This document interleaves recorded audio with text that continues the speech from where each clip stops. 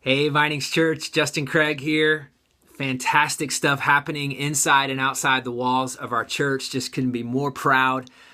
We're sending a truck to Flint, Michigan, filled with water from cases that you gave and others in Atlanta to Flint, Michigan. And then there's another one going up in a couple of weeks.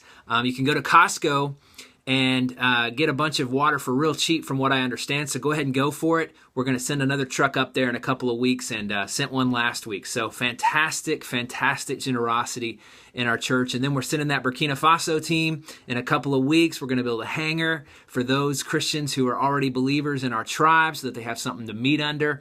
And then they're going to be able to pass out the shoes that you gave that day that we walked home barefoot.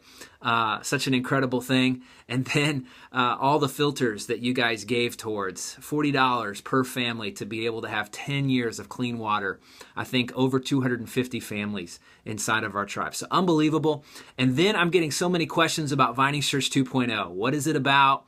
Are we changing the direction and the mission of our church? What's going on there? And actually, we're not changing anything about our church.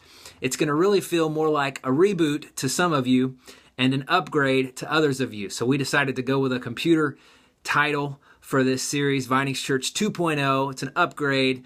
For those who have been with us since the very, very beginning, you're going to be reminded of our foundations as a church, what we are, who we are, and what we stand for. And so it'll feel like a reboot to you. And then those of you who have joined us in the last year or two, this is going to feel like an upgrade because you may have liked Vinings Church before, but now you're going to like the 2.0 version a whole lot better. Another thing that's going to happen, and another reason why we're calling it 2.0 is because we're doing 2.0 worship experiences going forward at 9:15 and 11 o'clock. Can you give me a whoop whoop? Yeah, there's going to be a lot of room now. You're going to have a place to park, and you're going to have some seats that are empty next to you for your unchurched friends, for you to invite your friends who are far from God. And then you're going to have room as you walk down the children's hallway, and there's not going to be this long line for checking in your kids. So pick your service, 9:15 or 11 o'clock. We're also going to give you a t-shirt or a hoodie, whichever one you want to choose. And then we're going to give you a bumper sticker. So there's just going to be lots of blue in your hands as you walk outside the doors this week. And just going to be a fantastic Sunday all the way around. I'm going to talk to you about your identity in Christ.